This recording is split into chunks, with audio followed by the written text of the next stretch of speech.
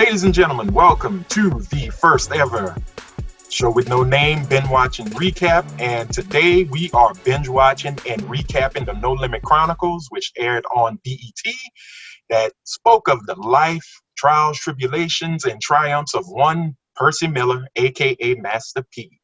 Joining me on this beautiful panel with beautiful people, good friends of mine. And yes, I'm gonna do it like Trump. They're friends. They're good friends. Friends I enjoy. First, singer, songwriter, old school chum, Holy Family Catholic School. Yes, ma'am. Yes, ma'am. And host of K-Bon's 101. Tell us the name of the show, Miss Erica Fox. The name of the show is Tuesday Takeover. It's Tuesday nights from 6 to 10 p.m. 101.1. That damn dog. That's all right. Oh, he can be with it. And also was a musician and singer on No Limit between 98 and 2000. So, the good years. The great years. The great years, because I was there. But yeah, I'm have a few things to say. Oh, hey, we want to know. Thank you for including me. Thank you for being included, and thank you for participating. Next, this one of my boys here from the days of Q95, former DJ, director, creator, photographer. Ladies and gentlemen, Mr. J.D. Macalicious Mosley. Yes, you didn't think I remembered, huh, Playboy? Yeah, I haven't heard Macalicious in a long time. Dude, that used to be the thing on Saturdays. Simcoe Strip. J.D. Macalicious Mosley on Q95. I used to get myself in trouble with that name. Hey, look. You came up with the name, not so. No, honestly, that name was actually a joke. For the first year of my career, I never used it. Really? Yeah. It's a long, embarrassing story how I got the name. You know what? Another show, I'm gonna make you say it. I'm gonna make you tell us that story. So just be prepared. Get your notes, because you're gonna tell me the story. Oh, and yeah. I'll tell you for another show. I'll tell you the story. All right. And last, certainly not least, man of many hats, the mogul himself, Mr. Corey, Spoken Red Frank. Ladies and gentlemen, y'all show that man some love, please. What's up? What's up? What's going on, everybody? Oh, man. Same old. Now, we are in the times of COVID, but that does not stop us from watching our TV. And yes, sadly, JD is not much of a TV watcher, but I convinced him to binge watch the Chronicles. So we can all talk about the greatness, the fun of No Limit Records. I like to say was part of all of our soundtracks to our lives. You know, this was and will always be a huge part of being from Louisiana. You know, people know Louisiana strictly for New Orleans, Cajun food. What else? Cajuns. But we know. And Creoles. And yeah, let's not forget. We can't forget that, boy. You're gonna come in my door with the pot. But we also were truly known for being a pivotal part of hip-hop music. And some folks don't believe it, but we were. You think about New Orleans, you think about the bounce music, you think about bounce tradition.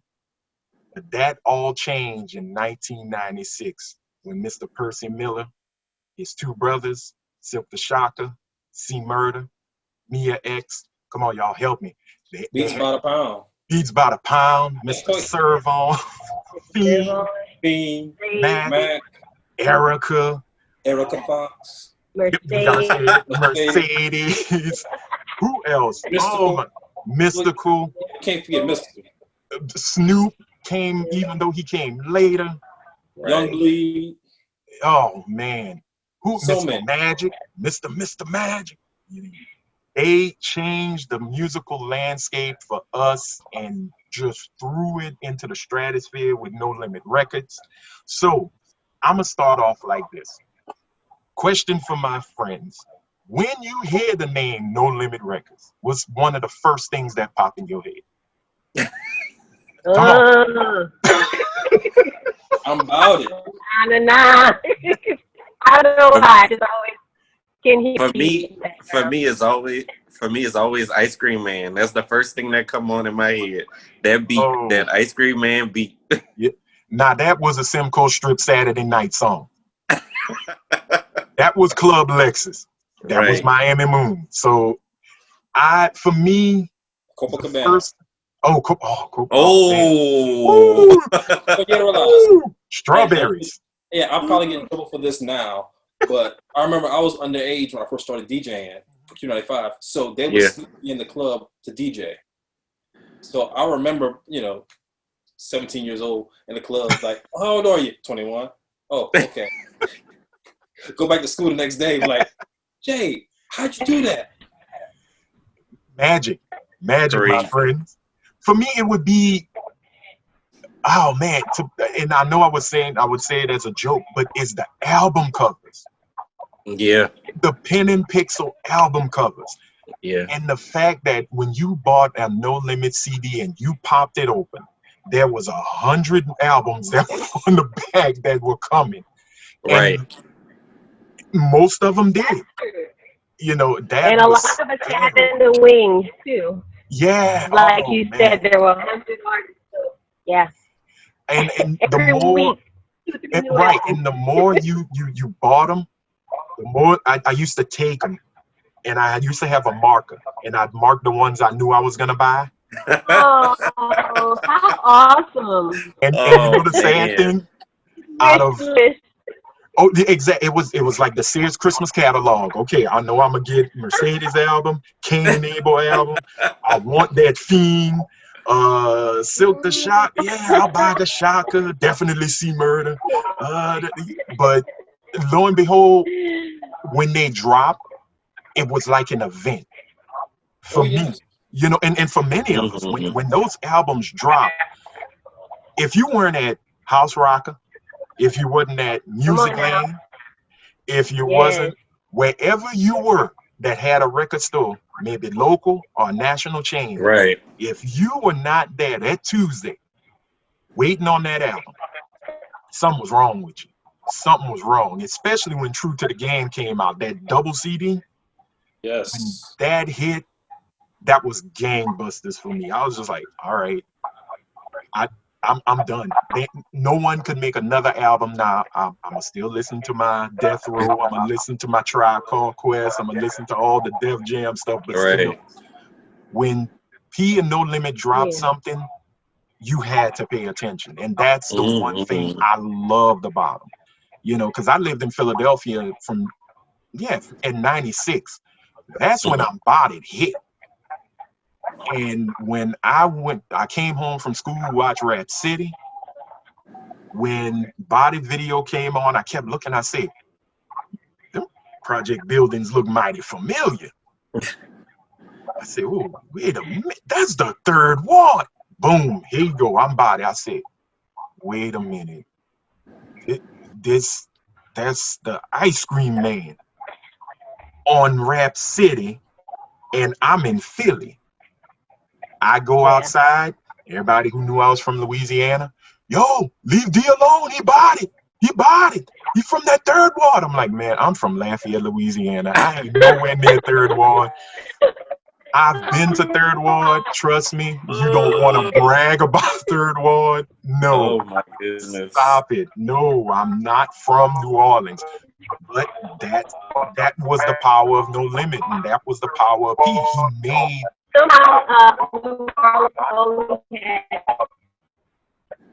Oh, you're breaking up a little bit, Erica. Might need to get some Wi-Fi boost.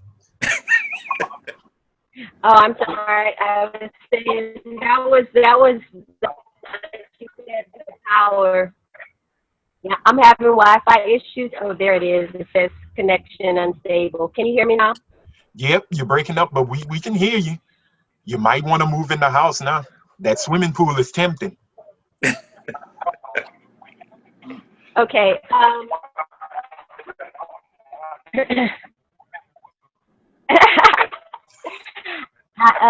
Yeah, look, you see, I came out here because it was quiet. Now everybody's following me.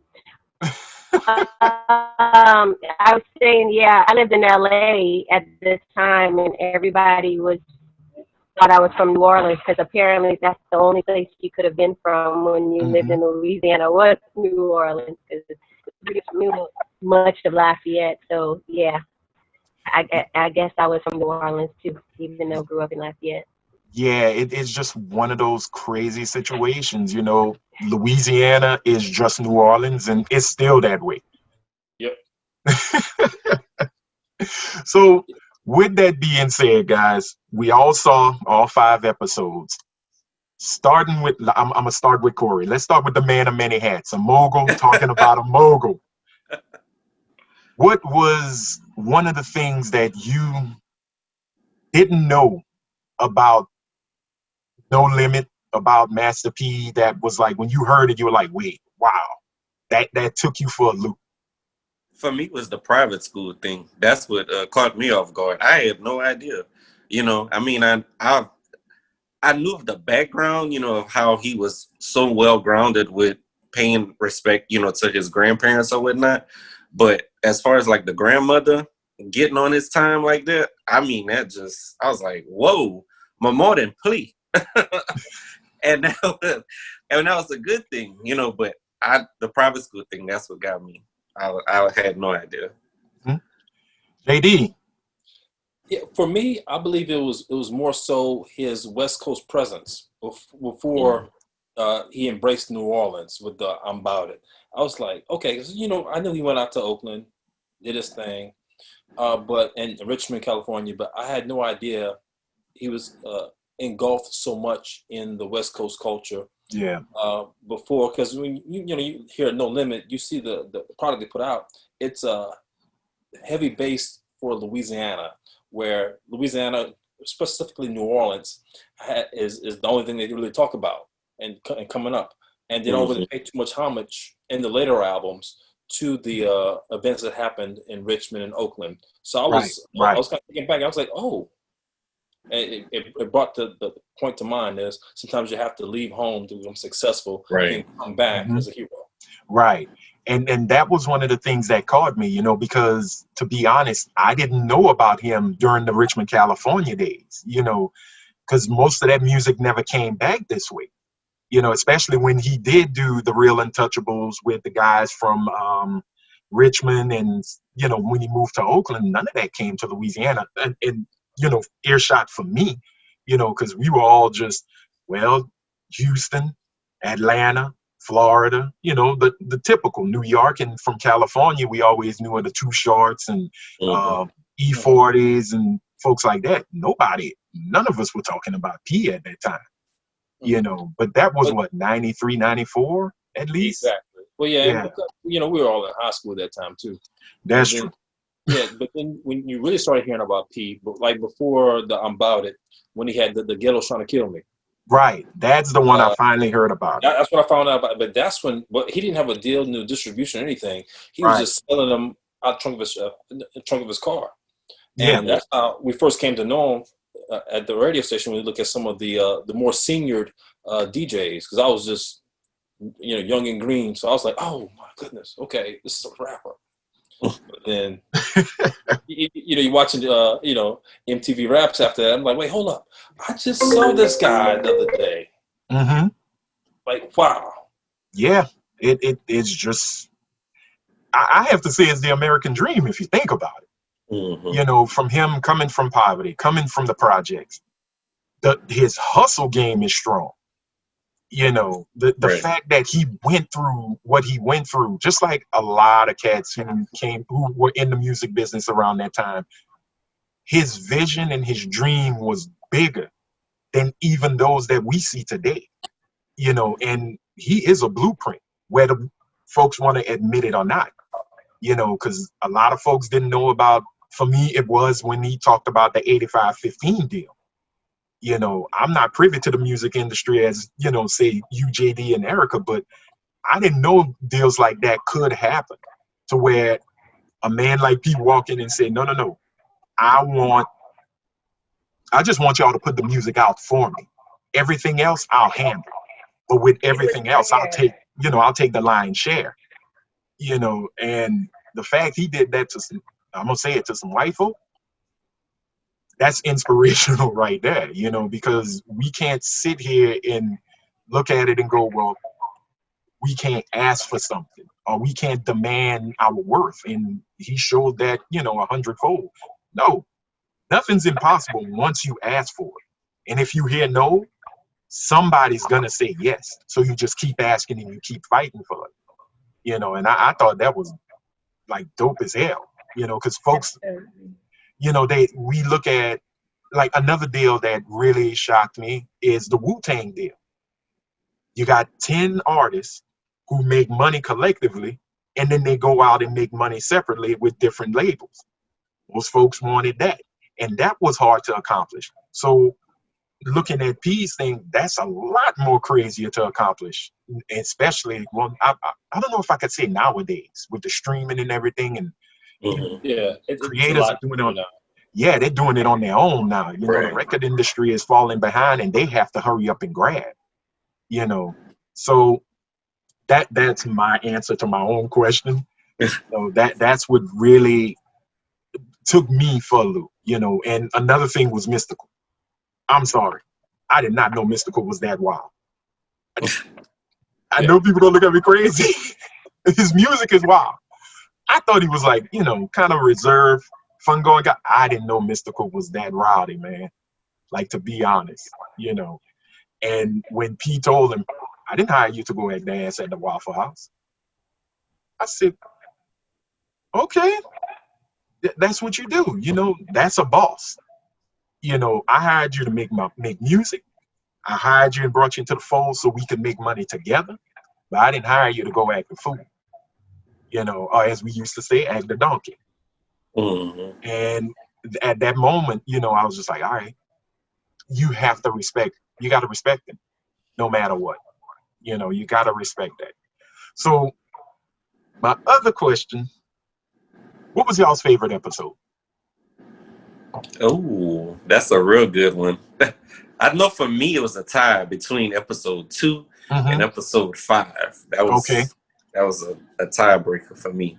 5, I like how they showed how Romeo, you know, became, you know, went double platinum. Like that was really cool. You know what I'm saying? Where he was up there watching, you know, his dad, you know, being a rapper, but at the same time, he had the mindset of, hey, I want to be successful, you know. But as far as just realizing how crime really affects Louisiana, that's what really like took a toll on me. You know, it's like to say all these years, our justice system in Louisiana is still not up to par, you know? And here it was, these brothers still trying to, you know, make an example, you know, with all that's going on. And they still fighting, you know? So just that, and then that feature with that security guard on that stand, whew, that took me in. Like, I'm not lying. That threw me totally to the left. You know, I was trying to understand. I'm like, okay, you saying that he didn't do it, but then you got on the stand and said that he did. Like that threw me to the left. Yeah. For me, you know, and with that, when he just kept saying, man, I was scared of the police. I wasn't scared to see murder. Yeah. You know, I was scared of the police. And what we all know, we grew up here. All of us are born here in Louisiana. Louisiana is one of the weirdest racist states I've ever seen. You know, it's not like Mississippi and Alabama and all of them where they just put it out there in front of you. Right. It's hidden with our Southern hospitality. You know, it sadly it's almost like a seasoning in the gumbo. You know, it's you know, it's bitter as hell, man. But we have to. It's sad that we got to eat it every day. All right, sorry, some technical difficulties, but sadly we had to say goodbye to the mogul himself, Corey Frank. So we want to thank him for joining us. But Erica, sorry for clipping you. Thank you, Zoom. You were elaborating on Corey's story about Louisiana and the not so good thing about this state that we live in. So if you can elaborate for us, go. Corey had made a comment about one of his favorite episodes being about some of the racism that was experienced. And at the time my husband and I were living in Baton Rouge, and we did see some of that as well. kind of guilty by association. But then seeing some of the things that they went through firsthand, living in the country club, and just people kind of upset that, you know, who's this African American boisterous person, you know, coming and changing the atmosphere, if you will. So yeah, it was very challenging, but you know, you rise above it. We are still here 20 years later to the date, still going through some of the same things. So you just keep it moving, and you don't let haters or people stop you. And that's pretty much what P was all about. His whole flow was about being yourself and being true to who you are. And if people can't deal with it, oh well. Yeah, that's true. And I will say, you know, I respect that. I respect that in people. You might make a bunch of enemies for it, but hey, you're being true to what's real for you. Right. Now, JD, being a former DJ of Q95.5, you have got to have some stories, concerts, anything. Had you met P, C, or Silk, any of the artists besides Erica, because we all know Erica, but you know, no, but like I said, just like at concerts, just like at concerts and different events, it was just crazy. It's like, you know, I've come across C Murder, Silk, didn't get a chance to really interact with P. But then you look at Mystical on several occasions, and it's just one of those things. Like, you know, used to pop out a radio station, or when they're delivering plaques, you know, you get to run into them. Which speaking of plaques, I got a couple here. Segue for us, JD. Segue. So, you know, this is the C Murder's plaque. Whenever he went platinum on that bad boy, Yes. I love that album. Those things are heavy too, by the way. I don't have the luxury of having one, so I wouldn't know. I'll take y'all word for it. Here's another one. Oh, Last nice. Time, Masterpiece. Okay. That's awesome. Those are just some of the moments, you know, once they became, you know, successful and household names, that you got to interact with them. It's like, oh, I knew them before. And you come across them before, and it's like, oh, wow, great, up-and-coming talent. Love it. You know, they're hungry for it. And then when you see that success manifest, you know, you feel that inner pride, because it's like, man, these guys are from right down the road. They have the same opportunities that we have, and they took it and ran with it. And I know we're talking about No Limit, but you know, I can't mention all that success and drive without mentioning our local hero, Bryson Bernard, Cupid. Right. Shout out to Cupid. Same drive. So shout out to Cupid. That's my boy for life. And he just took it, ran with it. People told him, you know, slam doors in his face, like, oh, no, you can't go with that name. You can't do this. You can't do that. And he showed them, yes, I can. Exactly. And he's successful with that. So, yeah, major shout out to Cupid. Yeah, I just heard a radio shout out he did this morning. I was just minding my business. I was like, and now I hear New Cupid. I'm like, oh, Lord, here we go. All right. Let me shuffle in my truck for a little while, and then there we go. Not get in an accident. And that's a testament to what I said about being true to who you are. Those that are passionate and are willing to push through, even with the negativity or people telling you that you can't, they're the ones who end up being successful. Yes, that is true. You got to know your worth. Right. And that brother, you got to give it to Master P throughout this whole documentary series. You saw him show his worth every episode, you know, from coming from the CP3, going through hell in California, not getting noticed, not getting recognized, but still pushing, still dreaming, still striving, having a kid, coming back, you know, and we cannot talk about No Limit without talking about Beats by the Pound. That is No Limit. That is the heart of No Limit. P is the brains. All the MCs are different body parts. This is Voltron. Beats by the Pound is the heart. Because if it wasn't for KLC, Moby Dick, and the rest of their crew, the sound, they wouldn't have anything that was definitive. You know, and that's what I loved about it. And to see them going through it and striving and finally hitting, you couldn't do anything but smile. You couldn't do anything but be happy for them. You know, and what's so crazy about it is when things are at its height, it's right when they go to it, they go to their lowest of lows, and when they started showing all the things that happened to them, it's like, damn. Well, I have to say there were some liberties taken in watching some of the Chronicles, and I don't know if that was, the producers. You got to have drama, and you got to have Right. a story. You know what I'm Yep. saying? So some things, having kind of watched them from behind the scenes, there were some things that I wouldn't necessarily say is true, Okay. or That's it was okay. embellished. You know what I'm Right. saying? Right. So I would just say some of that stuff I would take with a grain of salt, but at the Mhm. end of the day, yes, Beats by the Pound was the sound. Like Motown has a sound. Right. Beats by the Pound was the sound of No Limit for sure. Yeah. And let's throw some love to our other New Orleans compadres, Cash Money. Yes. I didn't know that story about them and P. I didn't know. I didn't know it either. That they had that conversation, and P was trying to, in some ways, P was trying to Barry Gordy them. Okay, yeah, come with me. I have a vision for you, and we'll make money. But I think what P didn't understand was just as hungry as you are for the 85-15, Come on now. so was Slim and Baby, and you couldn't knock them. And the fact that they started saying that the reason they didn't get signed to Priority was because of P. Because the whole Calio Magnolia madness, and it's like that might be some jealousy involved. We don't know. They didn't elaborate as much as I wanted them to, but it's okay.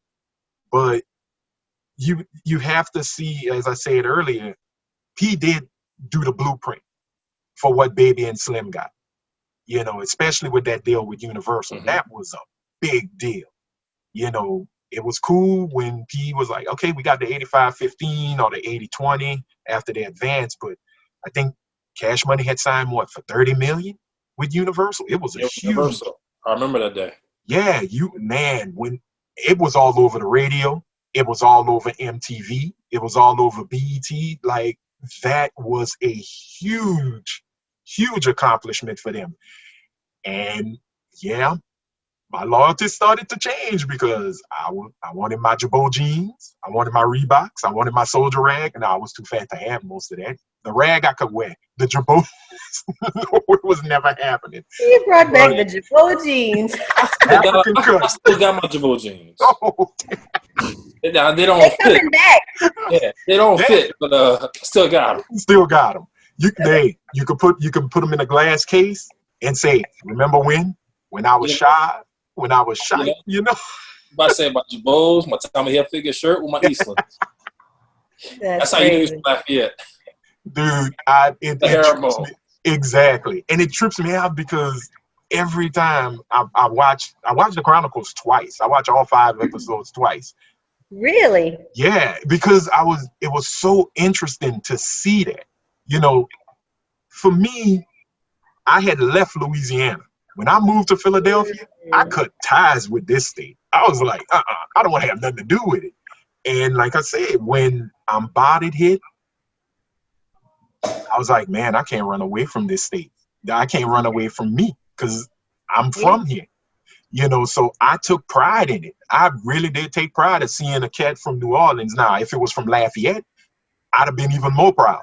Come on. I don't know if, could it have been from Truman, Fightonville, Washington Heights? We don't know. And we could have had that superstar. We could have had those superstars. Don't know whatever happened. Maybe the drive wasn't there. We don't know. They're coming because there's definitely talent in those areas. Exactly. So well, like JD said, we have Cupid. We have some young up and comers. Yeah. Yeah, and just don't forget about Red Boy. Okay. That was a pioneer because before we didn't have, before Cupid signed this deal, we didn't have anybody to say represent hip hop in Lafayette. Everything was either Zydeco or Cajun Creole music or blues. Right. But then when Red Boy came on the scene, they had the Bunny Hop and the Entourage. Right. That's like the Entourage boys. Yeah, they was like, okay, Lafayette. That's not New Orleans? No, that's 2.5 hours from New Orleans. Yeah. And we started to have an identity. depending on how you drive and which way you take to New Orleans. I could do it Yeah. in 90 minutes. I'm just saying. Yeah. See, Cabin troopers. hey, the older I get, I can't drive as fast. Yeah, the arms and the hands, the hand-eye Yeah. coordination ain't what it used to be. Exactly. Plus, I'm worried about tickets. And I'm also gonna throw another old school one, Lil Runt. Yes. You know, Yeah. Josh, everybody knew Runt from around here. So Yep. Josh been rapping since 8th grade in before. and where did he go to school? Holy Family Hold the Catholic School. family. I gotta spend a special shout out to Lil Runt because he was my inspiration for getting into film and directing. Okay. When I see him producing, that was my inspiration. Yes, indeed. Of course, I look at the Will Smiths. You look at the Denzel Washingtons. Mm-hmm. And those are all A-list actors. But to say locally, somebody from my city that can go ahead and put out a project. Uh-huh. I was like, so I really got to commend Lil Runt for that. Most definitely. He inspired a whole generation of filmmakers from this area, and I'm not even sure he's aware of that. Well, if he ain't, we gonna share this link, so he will be. So to Lil Runt, peace and props to you, brother, and a big old shout out. And you going back to P, back to everything, because it all starts with it. Mm-hmm.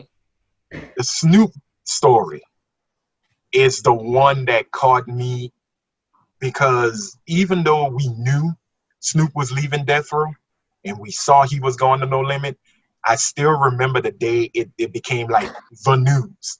Everybody was talking about it, and they were like, yeah, I saw Snoop in Baton Rouge. He was at Cartana Mall. And I'm like, no, you didn't. You ain't saw no Snoop. Stop that. And then lo and behold, he is on MTV in the country club, brand new house, shaking hands with Master P. And you're like, oh, man, he really did leave Death Row.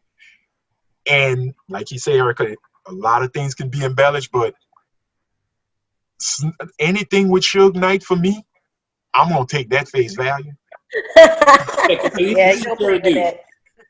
He's very. I fear no man, but I was very leery and weary of Suge. And Snoop is one of my all-time favorite MCs, top 10. Anything would have happened to him, I'd have did an Uncle Russ, and yeah, Suge is guilty. Give me the rope, I'd hang him. Suge is a trip. But what the whole story of, Snoop tells it, and, how Master P saved his life, the whole F Death Row album that was supposed to come out, P told him, step back. Don't do that, which was true, because we've seen what Death Row Records had brought to the music industry. And we all know they have shysters, thieves, killers throughout the music industry. Suge just put it out and made it larger than life. So to see Master P actually step into Suge, now Suge was in jail at the time, and getting the deal and freeing, Snoop, yeah, can't use Snoop Doggy Dogg anymore, and you're gonna pay some royalties, to be free. Hey, like he said, I sold 1 million records with Death Row, but with Master P, I saw for $5 million. All you can do is say, damn, and that's how I did it. I was sitting there watching, I just went, damn, because automatically you would think, Snoop, you richer than rich, Right. Dog food. Was it dog food? No. Dog Pound. Well, Dog Pound, the DPG album, triple platinum.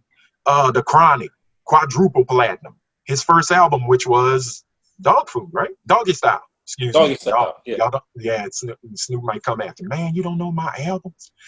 Doggy Style, Maybe multi-platinum. you should put out some dog food. Yeah, that might be that might be a business venture. Exactly. Exactly. Snoopy snacks. No. I trademark Snoop. You gonna pay me.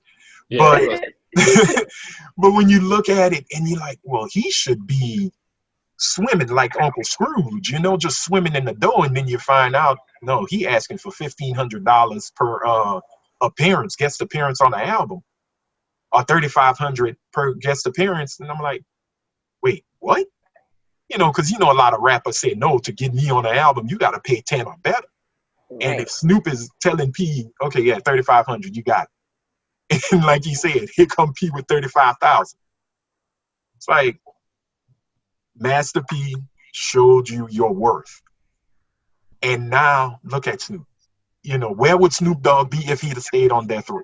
You know, and I don't know. That was a very tricky time for him. It was definitely a transitional time. So we all kind of were watching, like, what's going to become of this. Yeah. And he came out of it with flying colors. So, I mean, thank goodness for that. The smooth transition. Yeah. Or at least it appeared smooth from the outside looking in. Yes, indeed. And I'm going to say this. Can we just talk about the greatness that is Mia X? Yes, I love Mia. Mia was one of the first people to like really welcome me. The first song that I wrote on No Limit was actually on Mercedes' project. Okay. And remember Mercedes? She is a sweetheart. And I remember that album cover. That album cover was very provocative. And I remember Mia saying, "Baby, come here. I want you to do this on this song." So she welcomed me like right off the bat. And we co-wrote a couple songs on that album, but she was just so welcoming when at a time I had been signed before. I was on Universal MCA, which was a Universal distributed record company.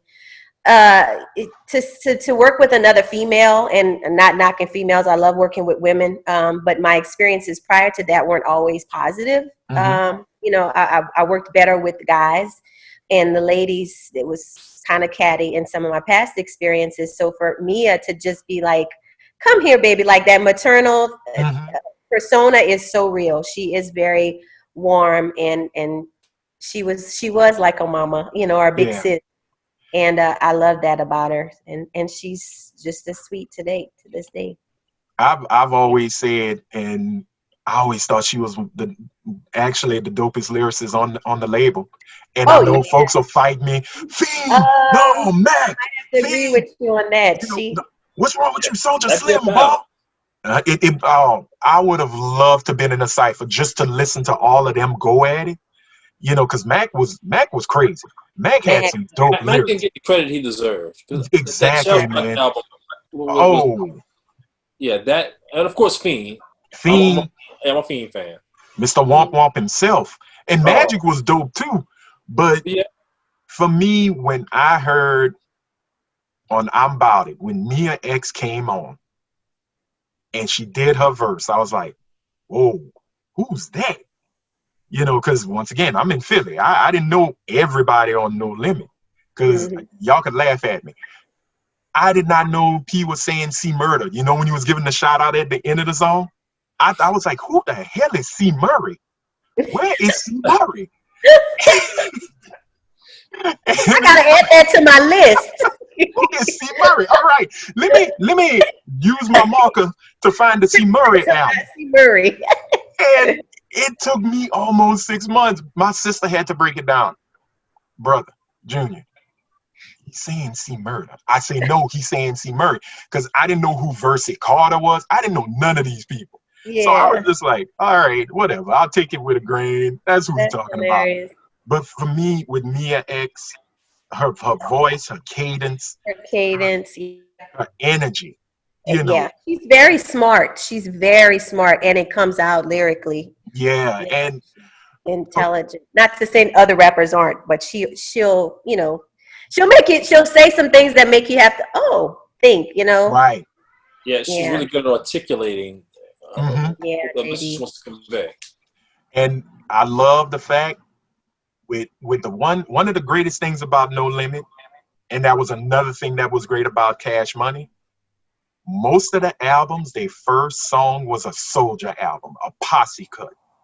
Yep. And that's for me where Mia X shined the brightest, because you got every MC that was on No Limit that would appear on that Soldier song. And you're like, ooh, Fiend went off. Ooh, Mac went off. Oh, C Murder just sounded like y'all don't put no kind of weapon near him. You know, Silk sound like Silk. P is like, all right, yeah, P, do you. But when Mia X came on, For me, which one was it? When she said, "Go to war with a soldier." I think it was "You Can Tell I'm a Soldier." It was the one when she said, "Don't be surprised, because it's that," and I'm gonna say it's that bitch from the South. And she just capitalized it, and she said Mia X-holes, and I'm sitting like, And excuse she me, did.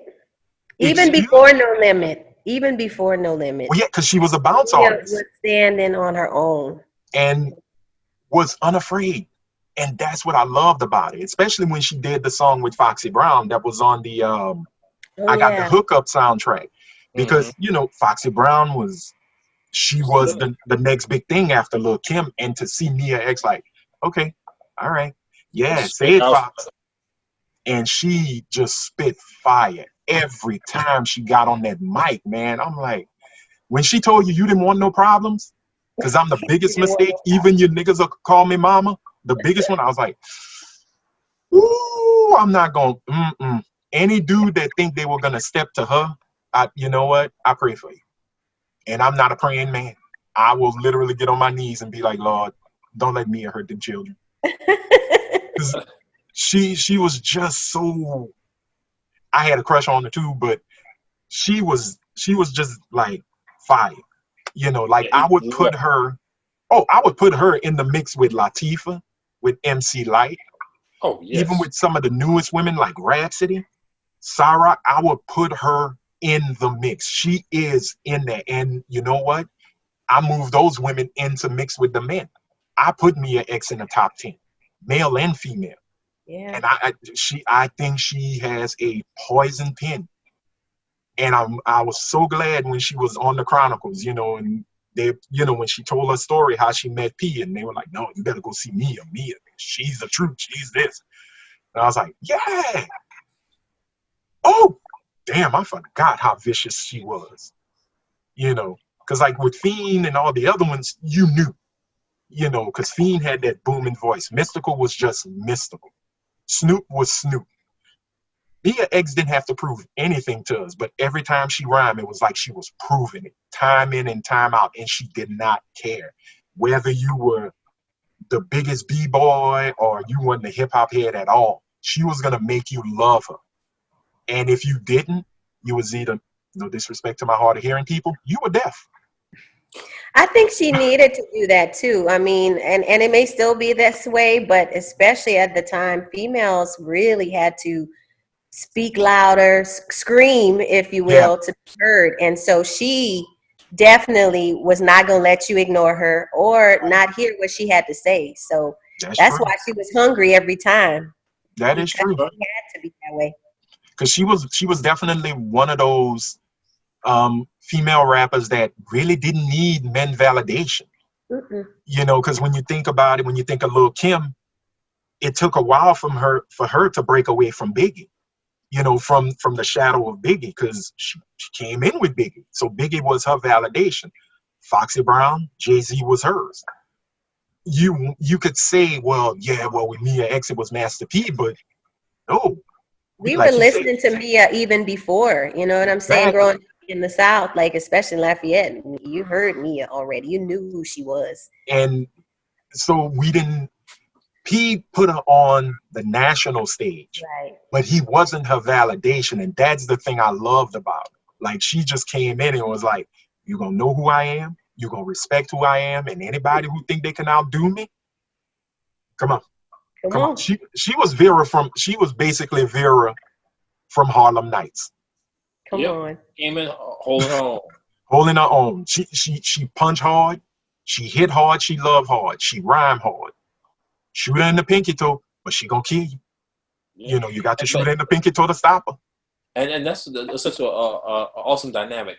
To say she was so vicious on the mic and so talented, and as far as being, I'm not gonna say a gutter MC, but to be able to get grimy and still, hit hard just as any other male counterpart, but then in real life, be the sweetest person. Because when you meet her, it's like, she's like, oh, come here, Cher, come on, baby, and it's like she's never met a stranger. Yeah. You walk in, you feel like you know her, and it's like, oh wait, hold up, that's the same woman that would slash me on the mic But then tell you to come on so we can take a picture right quick. Right. And She'd invite you to dinner and still diss you. Exactly. It's like pick your jaw off the floor, baby. Eat Yeah. your Eat your greens. Now you done? All right, let me tell you how you ain't shit. And she'll cook the meal for you because she's a great. She's a great cook. And she's doing that right now. I remember, she was on her Twitter posts. She's heavy on Twitter. She was always like, "Oh yeah, I made this, and this is the recipe." And if I believe it to be true, I could be wrong. I think her and Big Frida are supposed to be working on something, because I know Frida's doing the kitchen thing at the City Park in New Orleans. But I also think Mia X and her are supposed to do something. I don't know if it was like a little cooking show or maybe an album together. Who knows? Now, them two made an album together. Oh, Lord. Whew, I don't know if we can handle that. I don't think we can. Too hot in the kitchen. Too hot in the kitchen. I see you giving album titles. You better keep that copyright. Hey, guys, I want to be on 2 tracks. And, I want writer's credit. She what surprised me about her, she's a great like R&B songwriter too. Aside from rapping, she can really write some good R&B songs too, and sing. Yeah. I didn't know that about her until we worked together. I was just floored by her, and I'm still constantly floored by her regardless, and like I say, she is the glue in a lot of ways. She was the one that told him, I think she was the one that told him to go get Fiend. Fiend told him to go get Mac. Serve on, it was always like she was that constant, in that family dynamic. And once again, I'm giving shots out. I'm giving praise. Love you, Mia X. Continued blessings and longevity in life. Because I don't care if you're 80. If you decide to get on that mic, come on. Let them geriatric rhymes flow. Just go. I'd buy the album for sure. I'd buy it. It may not be albums. It might be downloads to the brain, but right. Wi-Fi to the brain. Exactly. But everything that she was on, she just pulled your attention, and it was just never. It was never boring with her, or none of the artists on No Limit. Because like even with Cain and Abel, I think Cain and Abel dropped 2 albums with him. Before all the hardships they went through. Because I remember My Brother's Keeper. That was the album that I actually enjoyed. Mr. Serve On. Come on, but Fiend, there's one in every family. Oh, that's a classic. That is a classic album, and a lot of times we throw classic a little too loosely, but that's one of those hard hitters. If anybody is watching, no, I ain't gonna say if anybody watching, you watching, I recommend you pick up True to the Game, the double CD. Well, get it off of however you. I was about to say it's hard to find a lot of those albums, and even CDs. They're selling for like $60 a pop. $60. They're classic. Stream for real. He got the whole No Limit discography on iTunes. Just go. Is it? Because I wondered. I looked something up in the past, and I didn't see a lot of like. Okay, I'll be honest. I know the True albums are on there. All of his albums are on there. Silk Seed, Mystical. The 3 Snoop albums. Okay. Mia X's stuff is on there. Serve On, Magic, and Theme. Mac is on there. From what I found, it kind of seemed like, okay, maybe I need to go find my disc and start clicking them again. If you have some of those old CDs, you better hold on to them because they're worth something. Because that Ghetto Dope one, the Ghetto D, right there, and who can't forget the day I'm About It came out on VHS, the movie. Oh my God, I remember that. If that ain't ghetto filmmaking 101, but they did it. They did it, and I love that they did it. That's what I love about it. It's like, okay, no Hollywood studios or anything. It says, you know what, we want to do this. We're gonna do it. Yep. And him getting Moon Jones. Now, the folks who don't know Moon Jones, that brother's been around in Hollywood for a while. But the one movie that I always enjoyed him in, even though he had a bit role, was Fear of a Black Hat. I love that movie. Okay, he was one of the MCs with Faison Love's character. They had a little group. Hilarious. I just love when he goes, "My man been shot 24 times in the foot. Show him your gunshot wounds." And it's like, yo, dude, pump your brakes. Because they was trying to show some elementary kids how hard they were. Right. You know, because it was NWH versus, I forgot, it was the Something Boys. And it was just too much. But he went on, wrote the script, directed it, and I think they did it, in 5 days, maybe 5-10 days of shooting, and sold millions of copies. Because once again, he didn't go to the theater system. He didn't get major distribution through, your Lionsgate, your Warner Brothers, or your Paramounts. He took what he learned from selling out the trunk of his car, and he made Musicland, Sam Goody, House Rocker, all these record stores, his new trunk. And we all bought it. Because I remember pre-ordering it. I never thought I was going to pre-order a movie. And I went right there to Northgate Mall. Northgate.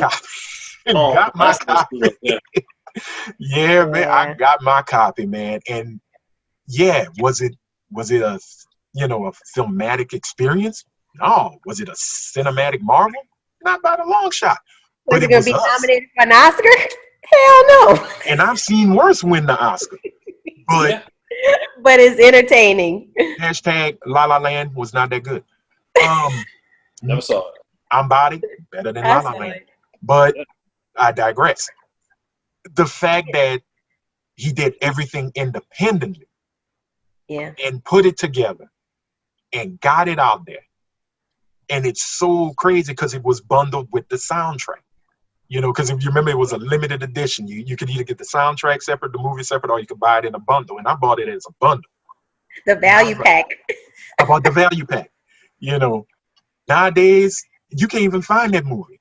I still got the VHS. It's in oh my God. It's still playing, so I'm not going to clown. Hello. You call it a cult. I met on the set. I think it was I Got the Hookup. So I was singing at a Laker game, the national anthem, and his music attorney was there and happened to see me sing the song and thought I was awesome.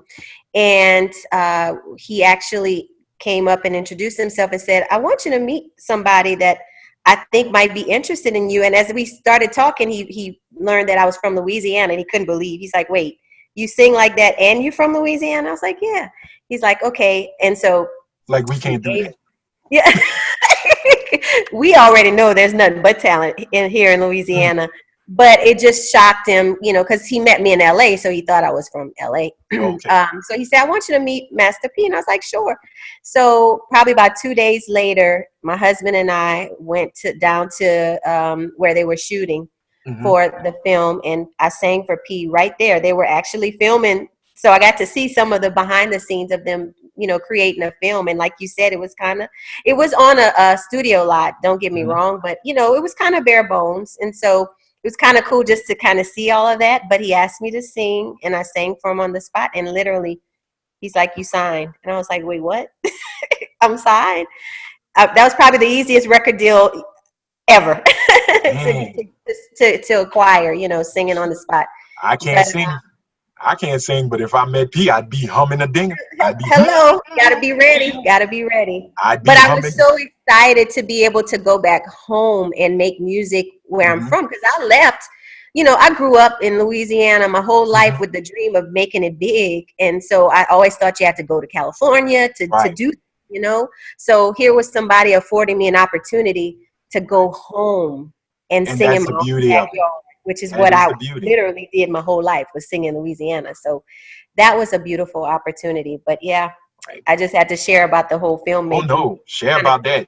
And JD can attest to it. Louisiana is not some, podunk kind of state. I mean, we are the home of a music genre. We're the home of cooking. I'm sorry. Sure. I've been through a lot of this great country we live in, you know, even though our leader ain't great, we are a You don't have to very do all kinds of disclaimers on this thing. The a, viewpoints of such and such are not those of. my You know, viewpoint is every viewpoint that every man, woman, and child got, but they just scared to say it, so I'm gonna say it. oh yeah, when I run for Senate, I don't want to get the cancel culture. Saying, Culture, oh, yeah, JD has this opinion in yeah, 2020. Let's cancel him. Hello. Ah. yeah. Well, you know what, Anthony? I ain't got nothing to my name but my blackness, so I'm good. Cancel me if you can. Try if you must. But but I look at it. Our state is so diverse and it's so rich with a culture, but there's only one side that always constantly tells the story. And when we see people like Master P, we see people like Baby and Slim, we see people like the Marcellus family. When we see people like Clifton Chenier, who walk up, perfect case in point, Buckwheat. When you look at Stanley Durrell, him and Cliff, when they go out and venture, when they left the state and they brought the Zydeco music with them, I didn't know Zydeco had expanded that far. You know, when I visit San Francisco, lady asked me where I was from. I was like, oh, I'm from Louisiana. She's like, oh my goodness, I love Zydeco music. And I'm like, yeah. Like I didn't know how to respond to it. And at that time, I wasn't the biggest Zydeco fan. You know, I guess as I got older, I started to respect it more and love it more. Yes. But then when it happened, I started to say, oh, wait a minute. I forgot. My Uncle Robert used to play drums for Cliff.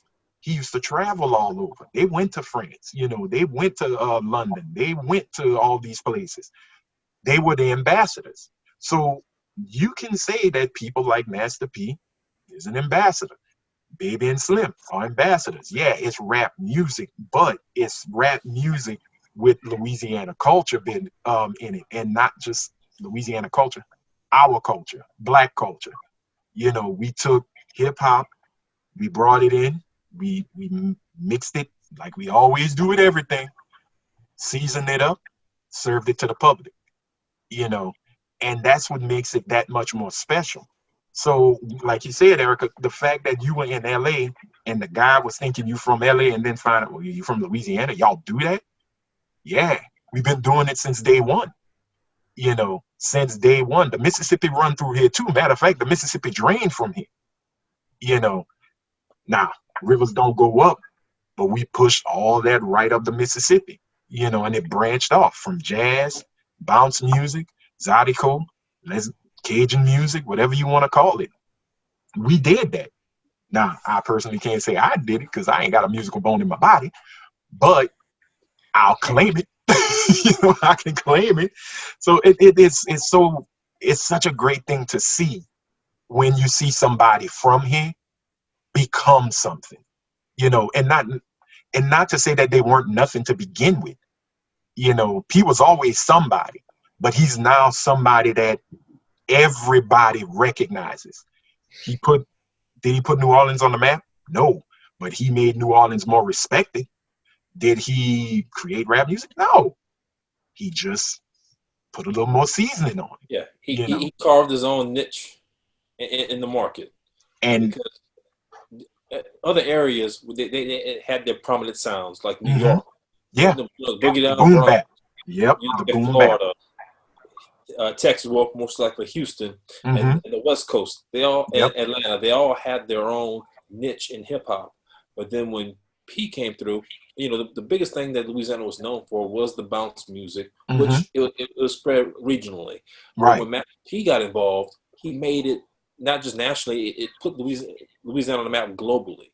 Yes. You can go to Germany, you can go to Japan, and in that time, and hear No Limit records being played. It's like, oh, where they from? They don't say America. They say, oh, they from New Orleans. Exactly. And I always wished that Tim Smooth would have signed to No Limit. He was iconic. He was a monster MC. That brother was a monster.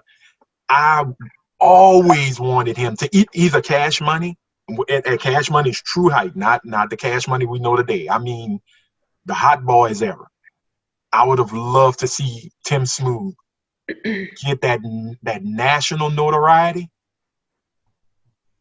and just explode, like just take off. Buzz Down. We all knew Buzz Down was with Luke, because New Orleans rappers was always out there, but never just definite and claimed for Louisiana. Right. Because you'll have Louisiana artists, but they're associated with a industry, let's say in Miami or in New York or Atlanta. When you look at the talent where it's housed at. Exactly. But for No Limit, it was housed here. Mm-hmm. Yeah. And one of the things I really enjoyed was when they spoke about, you remember his true, well, No Limit's really big push was that West Coast Bad Boys compilation album. Mm-hmm. And the fact that I think they all heard when Andre 3000 at the Source Awards had just gave the warning in 95, the South got something to say. That's all I want to tell you. The South got something to say. And I think for some odd reason, where people was just saying, we don't want to hear them country bumpkins, even on the West Coast. Mm-hmm. He just told them, keep climbing. Because everything y'all doing, battling with the East Coast rappers, the whole Biggie Pac thing, I'ma just come in, boom, we ain't about all that. And they just took over.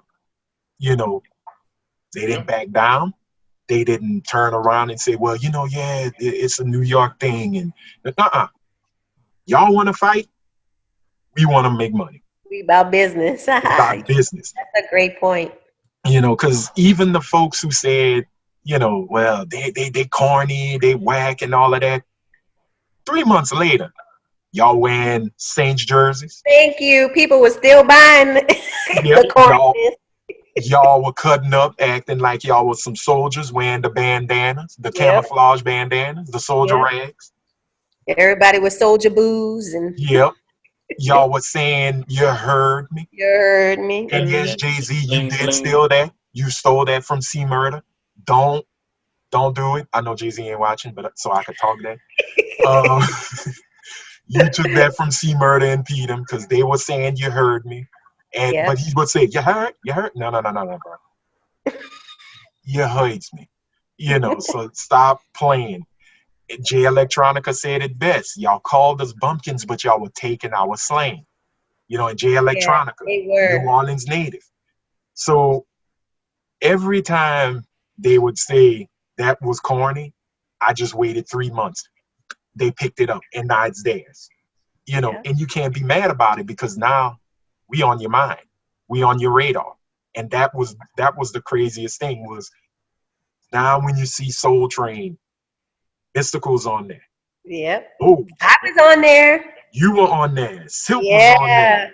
And for somebody who watched Soul Train religiously, right, as a child, after them cartoons ended, 12 o'clock, Soul Train would come on. You know I'm telling the truth. Man, to be on that same stage was amazing. You were like, they say Le Bon Temps Relay over? All right, now we can cut them. Mama, them not watching no more. We good. It was the wrestling, Soul Train, cartoons. And that's all we had, man. And so that meant a lot to be there. And that's the beauty of it. You just can't. You can have any bad words you want, but one thing you can't say is that this dude and his company wasn't trendsetters or blueprint writers. You cannot take that from him. No Limit Films. There wouldn't have been a Baller Blocker movie without I'm Bobby. Plain and simple. And it's no diss to Cash Money at all. Y'all wouldn't have had that if P wouldn't have took that risk. You wouldn't have the 85-15 if P didn't go in there and demand it.